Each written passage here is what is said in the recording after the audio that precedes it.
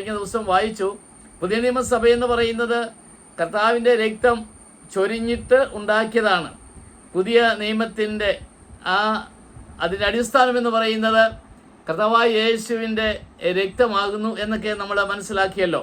പ്രിയപ്പെട്ടവരെ, അങ്ങനെയെങ്കിൽ ഈ സഭയുടെ ശുശ്രൂഷ അല്ലെങ്കിൽ ഈ സഭയുടെ ഏറ്റവും നേതൃത്വ സ്ഥാനത്തുള്ളത് ആരാണ്? അത് ദൈവത്തിൻ്റെ വചനം നമുക്ക് പഠിക്കുമ്പോൾ കാണുവാൻ കഴിയുന്നത് കർത്താവിൻ്റെ സഭയ്ക്ക് ഏക കർത്തൃത്വമാണുള്ളത്. ഈ സഭയെന്ന് പറയുന്നത് സാർവത്രിക സഭ, അത് ഏകമാണ്. ആ ഏകമായ സഭയ്ക്ക് ഏക കർത്തൃത്വമേ ഉള്ളൂ എന്നുള്ളത് നമുക്ക് കാണുവാൻ കഴിയുന്നു. അത് എഫേസ്യ ലേഖനത്തിൽ 1-ാം അധ്യായം 22-21 വാക്യം വായിക്കുമ്പോൾ സർവവും അവൻ്റെ കാൽ കീഴാക്കി വെച്ച് അവനെ അഥവാ ക്രിസ്തുവിനെ സർവത്തിനു മീതെ തലയാക്കി വെച്ചിരിക്കുന്നു എന്ന് നമുക്ക് കാണുവാനായിട്ട് കഴിയുകയാണ്. അപ്പോൾ ക്രിസ്തുവിനെയാണ് സഭയുടെ തലയായി, ഹെഡായിട്ട്, അതെ, ദൈവത്തിൻ്റെ മക്കൾക്ക് ഒരു ഹെഡായിട്ട് കാണുവാൻ, അതായത് തലയായിട്ട് കാണുവാനും കേൾക്കുവാനും അനുസരിക്കുവാനും ഒക്കെ ഉള്ളത് ആരാണ്? കർത്താവായ യേശു ക്രിസ്തു ആണ് എന്നുള്ളത് തിരുവചനത്തിലുണ്ട്.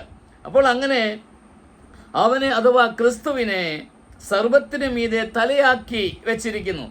എല്ലാം നിറയ്ക്കുന്നവൻ്റെ എല്ലാ നിറവുമായിരിക്കുന്ന തൻ്റെ ശരീരമായ സഭയ്ക്ക് കൊടുക്കുകയും ചെയ്തിരിക്കുന്നു. അപ്പോൾ കർത്താവായ യേശു ക്രിസ്തു തലയായിരിക്കുകയും തൻ്റെ ശരീരമാകുന്ന സഭ, ഇതാണ് രക്ഷിക്കപ്പെട്ടവരുടെ കൂട്ടം അഥവാ പുതിയ സഭയിലെ വിശ്വാസികൾ എന്ന് പറയുന്നത്. പ്രിയപ്പെട്ടവരെ, അപ്പോൾ തന്നെ ഈ തലയെ മുറുകെ പിടിക്കാതിരിക്കുന്നതായ ഒരു പ്രവണത ഇന്ന് നമ്മുടെ ക്രിസ്തീയ ലോകത്ത് കാണുവാൻ കഴിയുന്നു എന്നുള്ളത് വളരെ ദയനീയകരമായൊരു കാര്യമല്ലേ?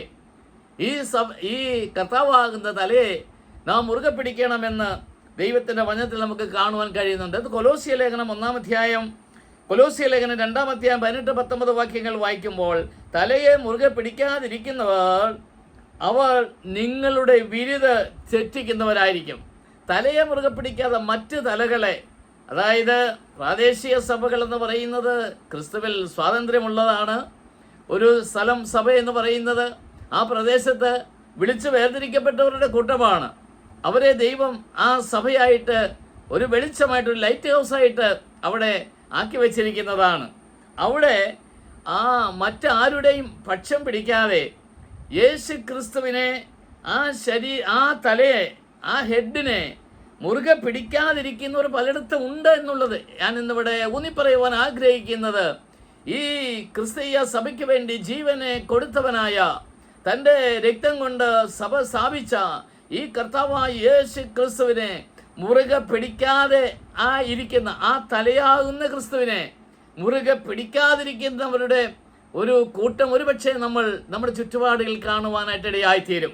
അങ്ങനെ മുറുകെ പിടിക്കാതിരിക്കുന്നവരുടെ അവരുടെ സംസാരവും അവരുടെ പ്രവൃത്തിയും അവരുടെ ഉപദേശവും നിമിത്തമായി സംഭവിക്കുന്നത് എന്താണെന്നറിയാമോ? നിങ്ങളുടെ വിരുദ് തെറ്റിക്കും, അഥവാ നിങ്ങളുടെ ലക്ഷ്യത്തിൽ നിന്ന് നിങ്ങളെ വ്യതിചലിപ്പിക്കും. അവരുടെ പ്രവൃത്തികൾ, അവരുടെ സംസാരങ്ങൾ, അവരുടെ ഉപദേശ പരിപാടികളൊക്കെ യഥാർത്ഥമായി കർത്താവിനെ കണ്ട് കർത്താവിൻ്റെ പിന്നാലെ ആയിരിക്കുന്നവരുടെ ജീവിത ലക്ഷ്യത്തെ തെറ്റിക്കുമാറുള്ളതായ പ്രവൃത്തികൾ നാം കാണും എന്ന് ആര് പറയുന്നു? ഈ ദൈവവചനത്തിൽ, പുതിയ നിയമത്തിൽ വളരെ കൃത്യമായി രേഖപ്പെടുത്തിയിരിക്കുന്നു. നിങ്ങളത് പിന്നീട് വായിച്ചു നോക്കണം. കൊലോസ്യ ലേഖനം 2-ാം അധ്യായം 18-19 വാക്യമാണ് ഞാനിവിടെ ഊന്നി പറയുവാൻ വേണ്ടി ആഗ്രഹിക്കുന്നത്. നിങ്ങളുടെ വിരുദ് തെറ്റുവാൻ ഈ കാലഘട്ടത്തിൽ അങ്ങനെ കാണുന്നില്ലേ? അല്ലേ?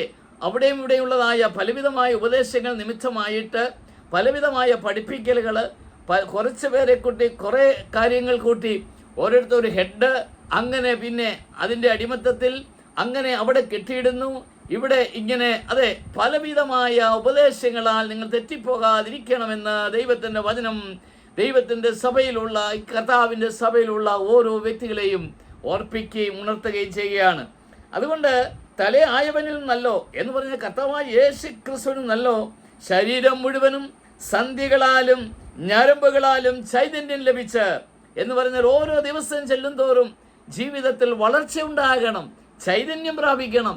പുതിയ നിയമസഭയിലെ വിശ്വാസികളെ സംബന്ധിച്ചിടത്തോളം അവർ ചൈതന്യം പ്രാപിക്കണമെന്നാണ് ആ ദൈവം ആഗ്രഹിക്കുന്നത്, പരിശുദ്ധാത്മാവ് ആഗ്രഹിക്കുന്നത്, നമ്മളിൽ ഉള്ളതായ ക്രിസ്തുവിൻ്റെ ആത്മാവ് ആഗ്രഹിക്കുന്നത്, ക്രിസ്തുവിൻ്റെ ആത്മാവിൻ്റെ ആ പ്രേരണ ലഭിക്കുന്നത്, ആ പ്രഷർ ലഭിക്കുന്നത് എന്താണ്? ഓരോ ദിവസം ചെല്ലുന്തോറും പുതുക്കം പ്രാപിക്കുന്നവരായിരിക്കണം, വിശ്വാസത്തിൽ മുന്നോട്ട് പോകുന്നവരായിരിക്കണം, ആത്മചൈതന്യമുള്ളവരായിരിക്കണം.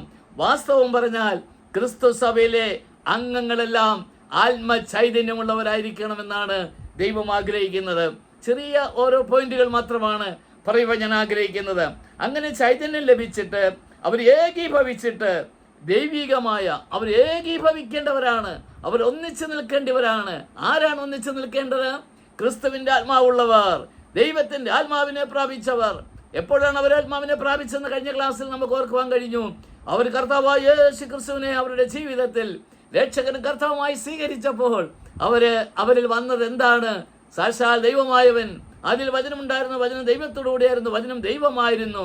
ആ വചനം കൃപയും സത്യം നിറഞ്ഞവനായി നിങ്ങളുടെ ഇടയിൽ പാർത്തു. നമ്മുടെ ഇടയിൽ ഇന്ന് 2000 വർഷങ്ങൾക്കപ്പുറത്തായി ഈ ദൈവമായവൻ കൃപയും സത്യം നിറഞ്ഞവനായി ജഡാവതാരം എടുക്കുവാൻ, ഒരു മനുഷ്യാവതാരം എടുത്ത് അതേ നമ്മളോടൊപ്പം ഇറങ്ങി വരുവാനായിട്ട് ഇടയായി തീർന്നു. പ്രിയപ്പെട്ടവരെ, അതുകൊണ്ട് എന്ത് ചെയ്യണം? നാം നമ്മെ പരിശോധിക്കണം. ഈ കാലഘട്ടം വല്ലാത്ത കാലഘട്ടത്തിലെത്തിയിരിക്കുന്നു.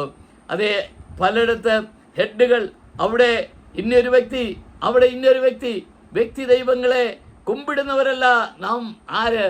നമുക്ക് ഉള്ള തല എന്ന് പറയുന്നത്, നമുക്ക് ആമേൻ സ്വീകരിക്കുവാൻ, നമുക്ക് കേൾക്കുവാൻ, നമുക്ക് കാണുവാനായിട്ടുള്ളത് ആരാണ്? കർത്താവായ യേശു ക്രിസ്തു മാത്രമാകുന്നു. അതുകൊണ്ട് എന്ത് ചെയ്യണം? ഞാൻ എൻ്റെ വാക്കുകളെ അവസാനിപ്പിക്കാൻ വേണ്ടി ആഗ്രഹിക്കുകയാണ്. പ്രിയമുള്ളവരെ, ആമേൻ, ചൈതന്യം, ആത്മചൈതന്യമുള്ളവരാണ് ക്രിസ്തു സഭയിലെ വ്യക്തികൾ. ഓരോ വിളിച്ചു വേർതിരിക്കപ്പെട്ട രക്ഷിക്കപ്പെട്ട ദൈവത്തിന് മക്കളെല്ലാവരും അവർ ആത്മചൈതന്യമുള്ളവരായി പിന്നെ അവർ ഏകീഭവിക്കും. ദൈവസ്നേഹം അവർ പങ്കിടുവാനായിട്ട് ശ്രമിക്കും. അവരൊരു രക്ഷിക്കപ്പെട്ട അല്ലെങ്കിൽ പൊതു സൃഷ്ടിയായിത്തീർന്ന പുതിയ നിയമസഭയിലെ മക്കളെ ജാതി വന്ന വർഗഭേദമില്ലാതെ പണ്ടെന്തായിരുന്നു എന്നുള്ളതിനേക്കാൾ ഉപരത്തായി ഇന്ന് ക്രിസ്തുവിൽ അവർ പുതിയ സൃഷ്ടിയായിത്തീർന്നു എന്നുള്ളതായ അതേ ആ സ്വന്തം സഹോദരി സഹോദരന്മാരെന്നുള്ള തലത്തിലേക്ക് അവരെത്തി.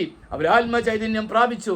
ഈ വാക്കുകൾ ശ്രദ്ധിക്കുന്ന പ്രിയപ്പെട്ടവരെ, താങ്കളുടെ ജീവിതത്തിലെ എൻ്റെ പ്രിയപ്പെട്ട സഹോദരി സഹോദരന്മാരെ, താങ്കളുടെ ജീവിതത്തിൽ ഒരു ആത്മചൈതന്യം ഇന്ന് കൈവരിക്കുവാനായിട്ട് കഴിയുന്നുണ്ടോ? അങ്ങനെ ആത്മചൈതന്യമുള്ളവർ എന്തായിത്തീരും? അവരേകീഭവിക്കും. അവർ വിഘടനവാദികളായി തീരുകയല്ല. ആമേൻ, സ്തോത്രം. അവരെന്ത് ചെയ്യുന്നു? അവര് ഒരുമിക്കുവാൻ ഇടയായിത്തീരുക. അവരേകീഭവിച്ച് പിന്നെ ദൈവികമായ ആത്മീയമായ വളർച്ച പ്രാപിക്കുവാനായിട്ട് ഇടയായിത്തീരും. നമുക്ക് പ്രാപിക്കേണ്ട വളർച്ച എന്ന് പറയുന്നത് ആത്മീയ വളർച്ചയത്രേ. ഹല്ലേലൂയ. നമുക്കൊരു ഭൗതികമായ വളർച്ചയെക്കാളും അപ്പുറത്തായി, അതേ, നമുക്ക് മറ്റു മനുഷ്യരുടെ മുമ്പിൽ നോക്കുമ്പോൾ ഇതാ ഞങ്ങളെ നോക്കുക, ഞങ്ങളെ ദൈവം അനുഗ്രഹിച്ചു, വലിയ കെട്ടിടങ്ങളുണ്ടായി, വലിയ ഹാളുകളുണ്ടായി, വലിയ സാമ്പത്തികമായ ഭദ്രതയുണ്ടായി, പിന്നെ ഞങ്ങളെ നോക്കിക്കേ എന്തൊരു സ്ഥാനവും എന്തൊരു വിധമായ ആർഭാടങ്ങളും ഉണ്ട് എന്ന് പറയുന്നതിനേക്കാളും അപ്പുറത്തായി ആമേൻ ദൈവികമായ ആത്മീകമായ വളർച്ച പ്രാപിക്കുന്നവരാണ് ആര്? പുതിയ നിയമ സഭയിലുള്ള കർത്താവിൻ്റെ സഭയിലുള്ളവർ. അതുകൊണ്ട് കർത്താവ് പറഞ്ഞു, ഈ പാറമേൽ ഞാൻ എൻ്റെ സഭയെ പണിയും.